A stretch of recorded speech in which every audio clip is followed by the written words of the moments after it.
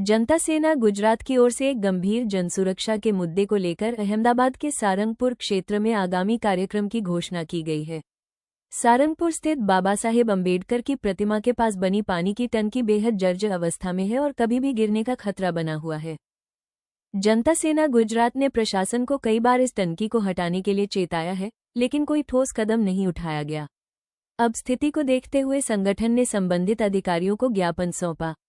इस जनहित के मुद्दे पर जनता सेना गुजरात का साफ कहना है कि यदि प्रशासन द्वारा समय रहते इस टंकी को हटाने की कार्यवाही नहीं की गई तो आगे और उग्र आंदोलन किया जाएगा, जिसकी संपूर्ण जिम्मेदारी प्रशासन की होगी।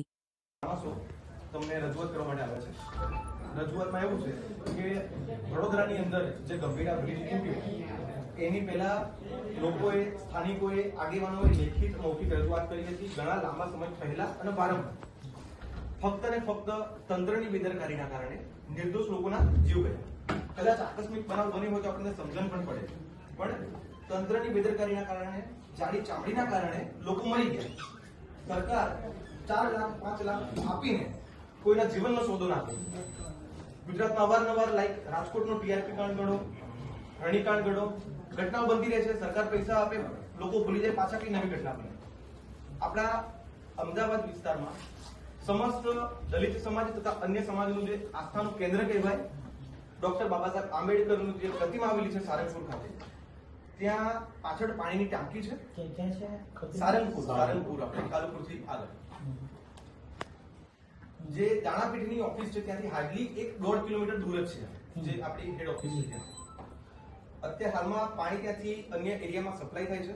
એટલી ખૂબ જ જર્જરિત હાલતમાં છે કે કદાચ 1 સેકન્ડમાં એ ટાંકી પડતા બહાર નહીં લાગે।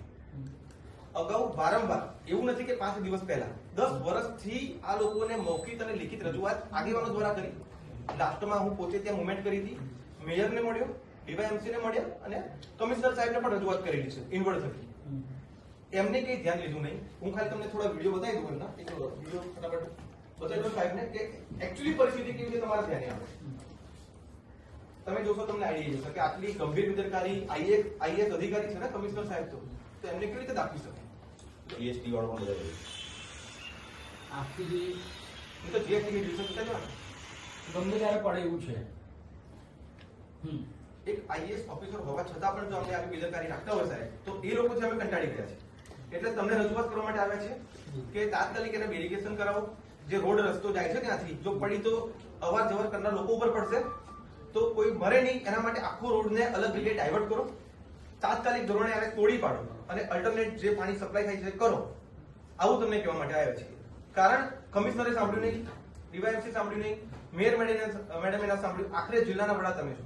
હવે સાહેબ અમે આસ્થાન અપેક્ષા એ રાખીએ છીએ કે 10 દિવસની અંદર આનું ટેસ્ટિંગ કરાવો, સિવિલ એન્જિનિયર કે જે પણ ડિપાર્ટમેન્ટ હોય તમારું એના થ્રુ કે ટાંકી નહીં પડે એવું અમને લેખિતમાં કહ્યું। અને જો કદાચ પડી જાય, અમે રજૂઆત કર્યા હોવા છતાં પણ ઇન્ક્લુડિંગ યુ કે તમને રજૂઆત કર્યા હોવા છતાં પણ જો ટાંકી પડી જાય તો આના માટે કોઈ મરી ગયું તો આનો જવાબદાર અધિકારી કોણ, કાં તો આનું નામ આપી દો।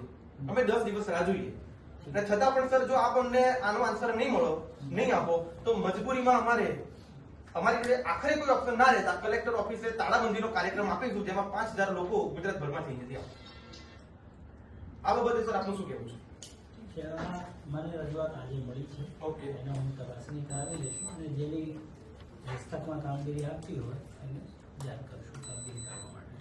તો જે 10 દિવસનું સાહેબ કીધું ને, અગાઉ અમારા કાર્યક્રમો બહુ જ ગંભીર હતા અને બહુ જ ગંભીરતાથી સાહેબ લેજો। બરાબર સર, ગંભીરા બ્રિજમાં જે બન્યું તમને ધ્યાને જ છે, તો ત્યાં સામાજિક આગેવાની વારંવાર રજૂઆત કરી છે, વિડીયો પણ શાયદ આપે જોયો છે અને લેખિતમાં પણ ઇન્વોલ્વ કરાયેલા છે। ત્યાંના સભ્ય હતા જિલ્લા પંચાયતના, એટલે અમે પણ આપેલા અમે હું સાથે તમને કહું છું તમારી અરજીને ગંભીરતાપૂર્વક આપણે ચોક્કસ, પણ પ્રજાની જે લાગણી છે, આગેવાની જે લાગણી છે અમારા બધાની, આપ તમને સાંભળવા માટે વિનંતી।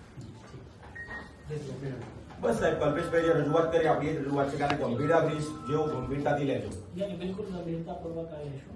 કારણ કે રમ્ય ભટ્ટ સાહેબ ત્યાં ડીવાયએમસી છે, એમને વારંવાર મળ્યા, મેયરશ્રીને મળ્યા, એટલે એમને તો પબ્લિકનું કોઈ ઇન્ટરેસ્ટ નથી, અમને કોઈ ફરક નહીં પડે। તમારાથી બહુ અસર, તમારું નામ સારું છે, બધાએ પણ કીધું કે સાહેબને પબ્લિકના કામમાં રસ છે, એટલે આશા રાખે સાહેબ તમારાથી।